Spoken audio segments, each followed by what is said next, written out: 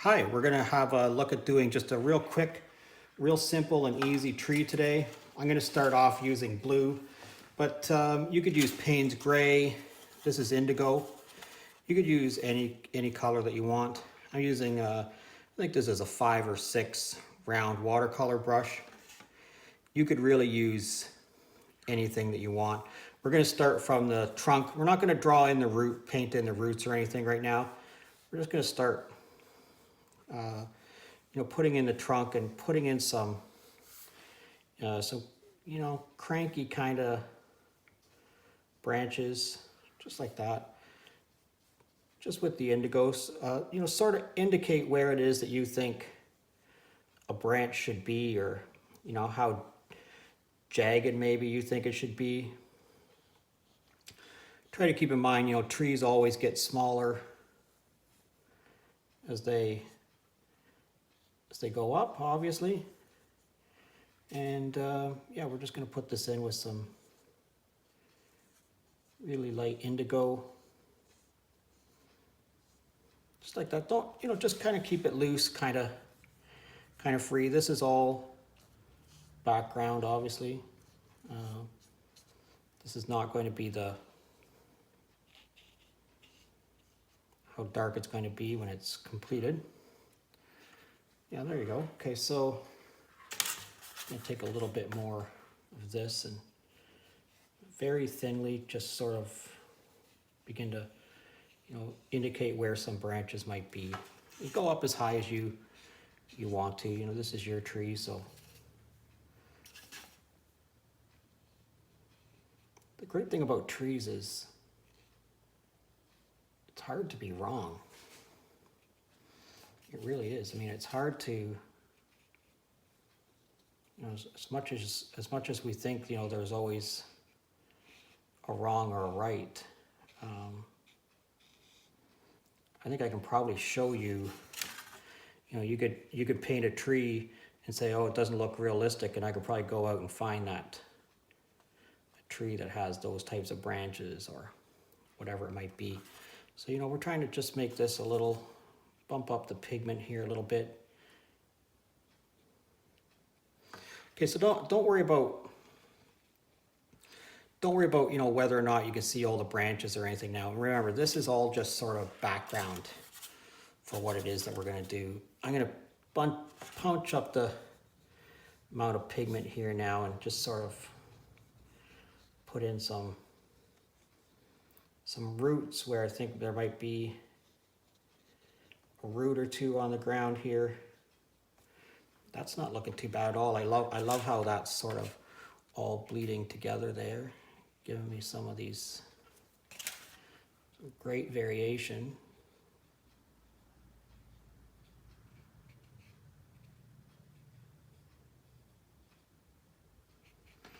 There we go.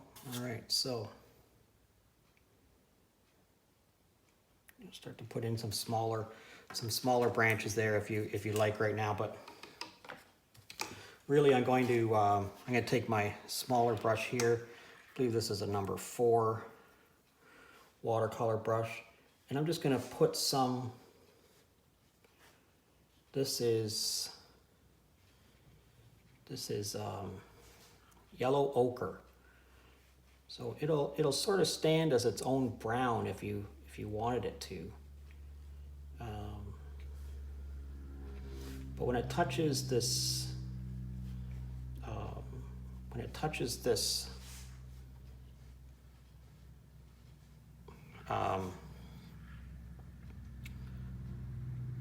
what is it you're trying to say, Rod? When it touches this indigo, it's going to give you a green. And remember, we're trying to make this sort of look, a little, I think mottled is the word. We're trying to make it look so it's got some good variation of color, some good mixture of color. And I like this tree. This tree's turning out already not too bad. Give it some variation in the branches, some variation in the thickness of the branches. you know, adding that little bit of,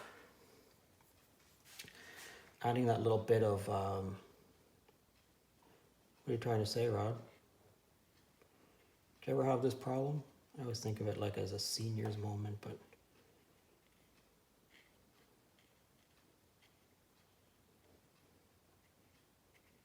we're going to let these be a little bit paler on the other side. You know, it's going to look like those branches are on the far side if you leave them a little paler like that. You know, so I like some of the modeling that we got going on in there and some of the changes in the color that we have. That's not too bad actually at all. I kind of like that. So if you want to finish this up, you can just, I'm going to take my dirty water here and I'm going to take a, just a flat brush. I mean, you could take any flat brush really. I'm going to get some Payne's Gray. Actually, I'm not going to get Payne's Gray. Yes, I am. I'm going to get some Payne's Gray right here and just a touch of water in that Payne's Gray right there.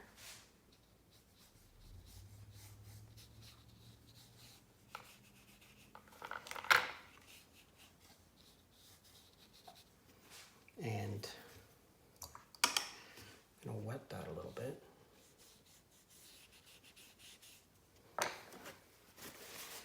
And then I'm going to extract most of it.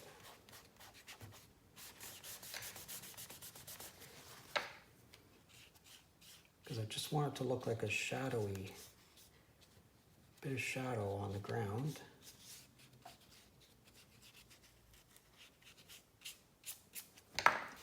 All right, I thought I would just show you real quick how we would drop some background in here. So I'm just going to paint right down to that. And paint right up to the tree again on the other side here.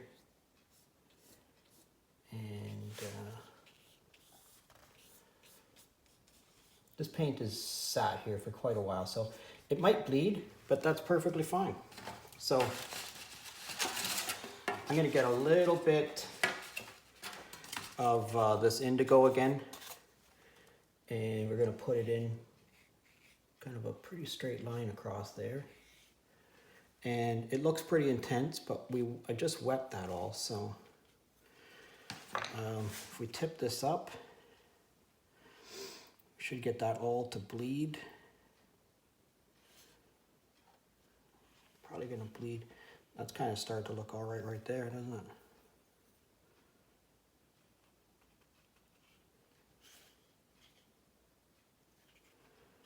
Get that to bleed right across there.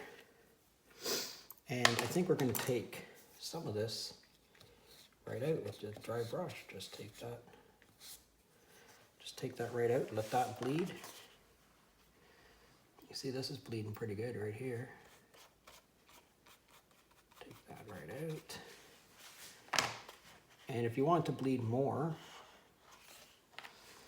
you can obviously just get put a little bit of water into that line that we had there. Get this to come back. Pick up some of the pigment and just get it to,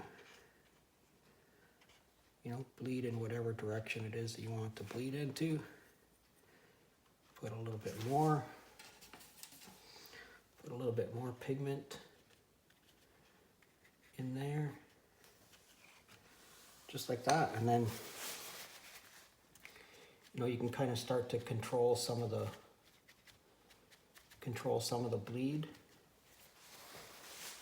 and there you go. Let's extract some of that. There you are. And again, if you don't want all this, you can just touch this with your brush and dry brush some of that right out. You can also take some water, just put a little bit of water into that, get that to come right out of there. There you go. Now it's not quite even from one side to the other, you know, it's like, that's okay.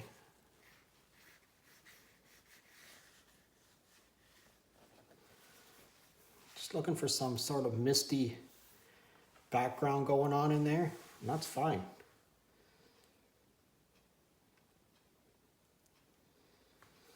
You know, if you want to make, if you want, of course, you can put some more across here. That's turned into a pretty nice looking little clump of trees there. You can always get a little bit more pigment. You know, just make some more small trees in the background if you so wish. Again, you can just pick up some more pigment, add it into that water. There you go. That's not too bad at all.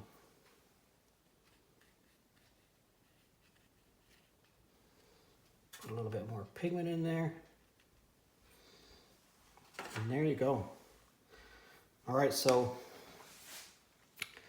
if you learned anything from me, please give me a thumbs up. If you're currently a subscriber, I thank you very much. And if you're not currently a subscriber, please consider subscribing to my channel.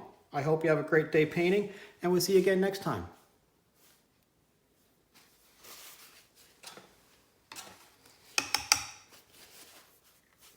I wasn't too sure that was going to work out, but it turned out all right.